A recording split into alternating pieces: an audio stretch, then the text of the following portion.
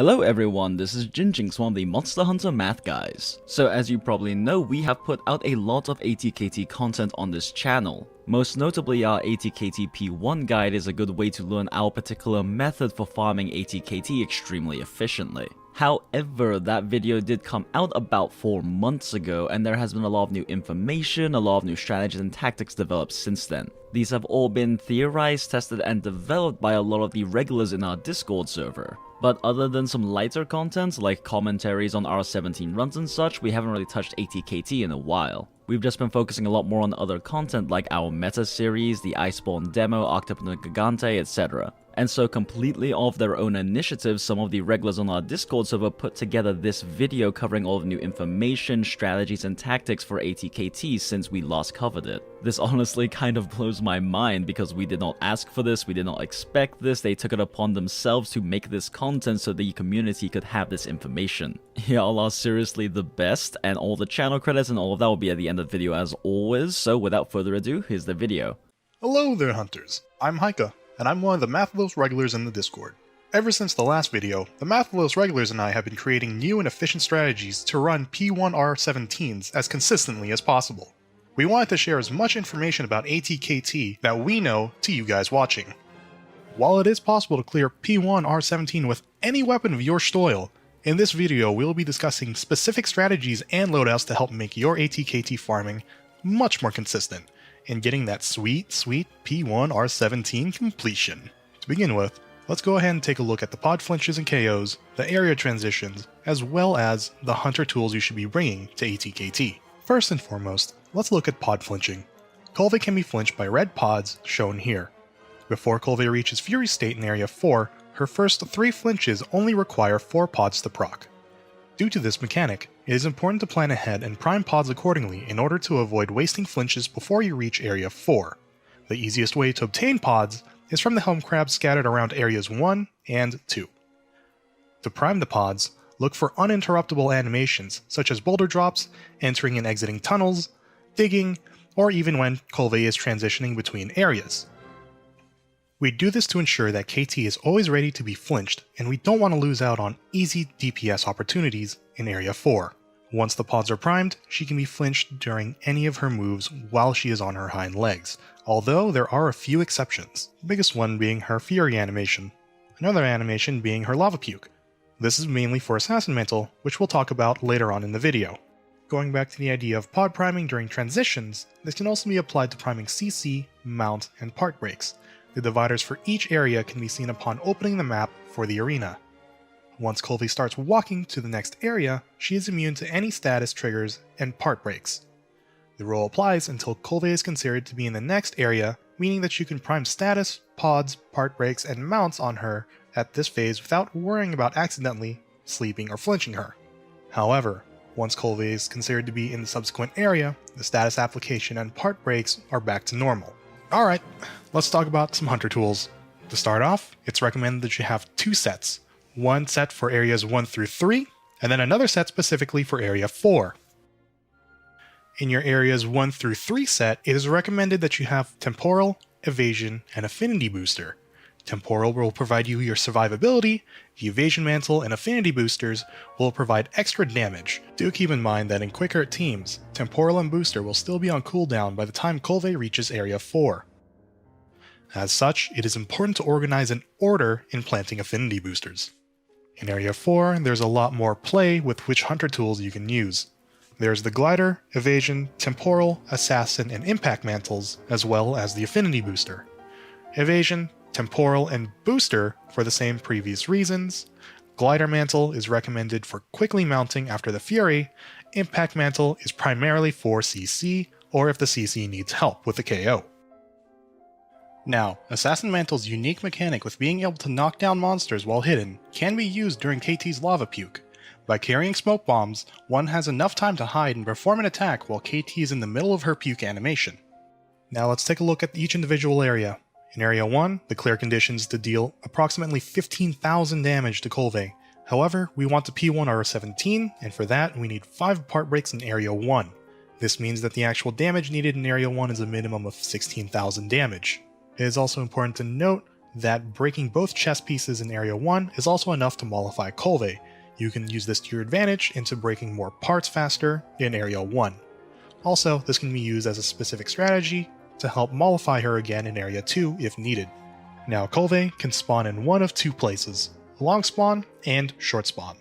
To begin with, we'll take a look at long spawn as it gives you the most leeway in prepping and breaking parts. Then we will discuss the differences in strategies for short spawn.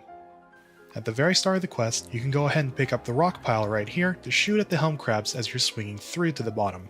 From here you can switch out the dragon pods and shoot the other set of helm crabs, obtaining 7 dragon pods total. Since this area is the most lenient, it is also the area you'd want to prime pods and mount. The biggest challenge in this area is that Kolve will speed up after 10,000 damage. It is not advised to use cannons, as the use of which will likely prevent you from getting 3 part breaks needed before the tunnel. Afterwards, run towards Kolve and get 1 mount attack each. 3 mount attacks if one of your players was stupid enough to eat for Feline Rider. Upon landing, plant 2 Mega Barrel Bombs each slightly ahead of her, detonate them on her chest, and wait until the first rock drop. It is important for these 8 bombs to be dropped on her chest because this will cause her to mollify.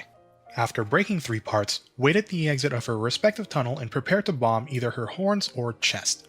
If you are planning on bombing the head, please make sure not to break the coating off this early in the run. This is also a perfect time to restock on bombs off the supplies around the area. Once Kolve appears at the tunnel, 2 players should throw 2 dragon pods each on Kolve while the other player detonates the bombs, after which everyone should try to break 2 more parts to finish off the total of 5. When you do break 5 parts, an Admiral's message will pop up in the side of your screen. Understanding. Have a nice day. Alright, let's go. Okay, got right to... We have the message, which means we have enough. After the tunnel phase, Kolve should start her transition. From here, you can overprime mount and pods if you haven't done so already. If this is already done, it is recommended that you switch to stones or dung pods to avoid accidentally pod flinching her in Area 2. It is also advised against breaking her horn plate and using any other rock drops in Area 1, as it can risk Kolve losing Mollify at the start of Area 2. If 5 parts haven't been broken before her transition, it's still possible to salvage the run by aiming for a tail break during her transition or getting an extra dig in Area 2. Now the primary difference with short spawn is going to be where you're going to prime the mount, as well as where you're going to be placing the bombs, located here.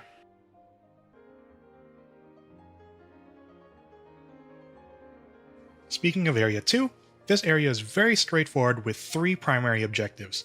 Break off the horn plate, chip her horns, and then break enough parts for Fury State. While Kolve is digging, look to plant mines about 1 roll ahead of her head when she starts the dig. This allows you to get extra damage on her chest. These mines may be repositioned slightly towards either side if you still need to break a specific arm piece. We recommend planting mines since returning to camp and restocking risks losing Mollify. Instead, we save bombs for horn chip and use mines for digs instead. Upon breaking her horn plate, she will flinch backwards and to her right. You can take advantage of the animation to get to her horns quicker if you position yourself accordingly to where she might land. The horn chip is attainable with 21 bombs, which comes down to about 5 bombs per player and a pinch of slicing ammo to finish it off.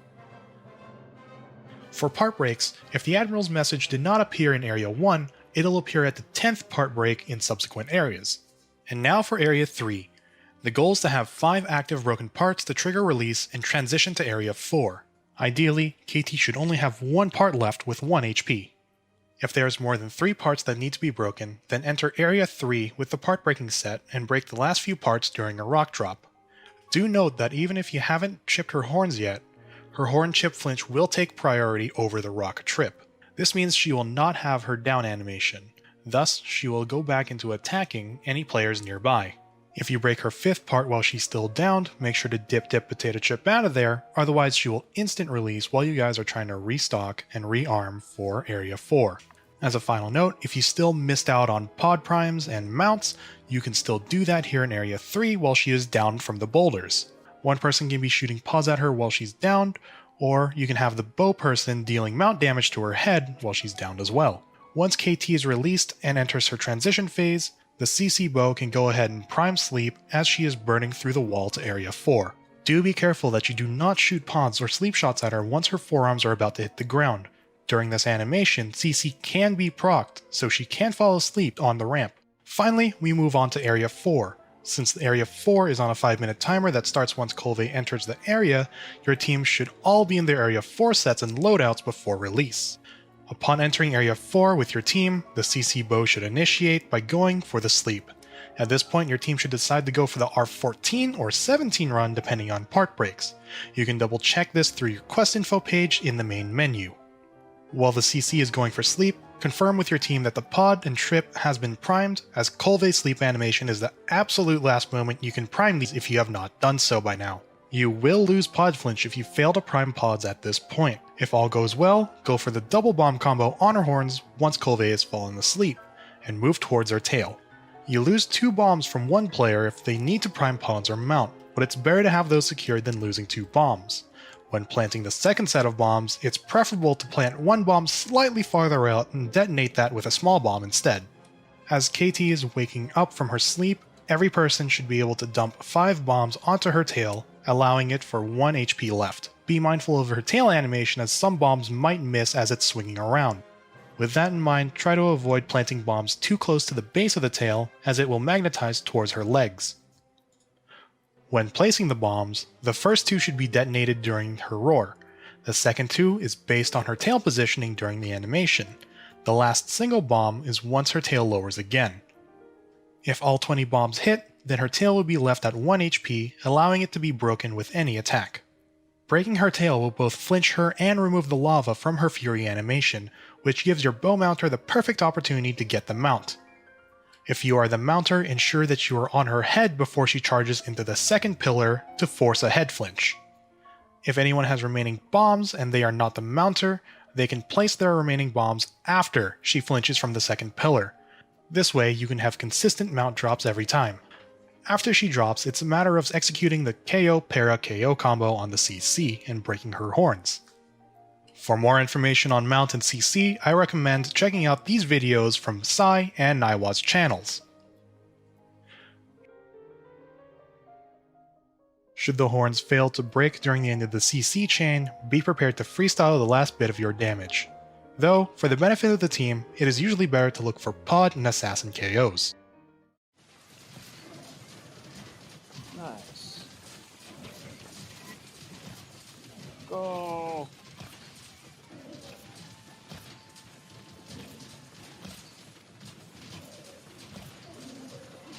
Oh, nice. For a second, I was That like, was really good para timing, I think. That was good, yeah. tail in. I tried to delay just a tad bit. Step down! Down! Down! Oh shit! Oh. I got scared, so I ran away like a. And then you got smacked by the lava? Yep. Understandable. Didn't commit.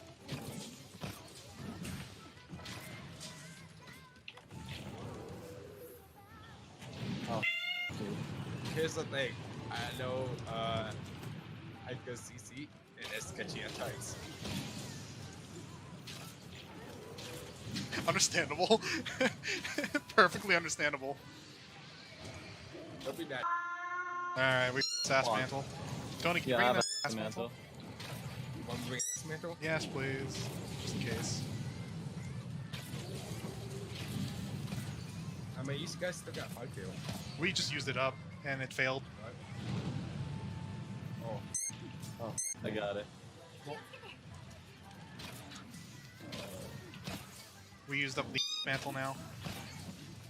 No, anyone mantle. Oh, Yeah, we already used up our one. number. And then You could use it. whoever has it.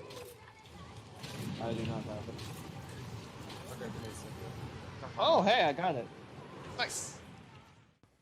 Alright, that's the end of the video. I hope you all enjoyed it. Thank you for Jinjinx and Tuna for letting me on here. I think. It's okay for me to be here, right? I hope so. Anyways, I'll let them end the video for you. Okay, bye!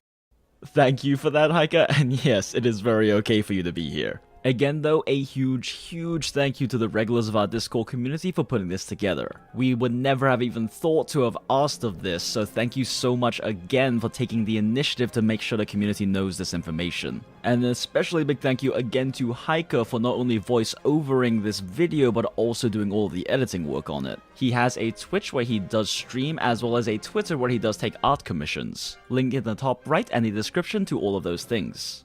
And also another huge shout out to Hax Jester. He is another one of our regulars at the Discord server. He is the one who put the script together for this video, and he is a phenomenal ATKT solo speedrunner. Unfortunately, ATKT is still not soloable P1, but if you want to see what P2 skillful solos look like, be sure to check out his channel, link in the top right and the description. And another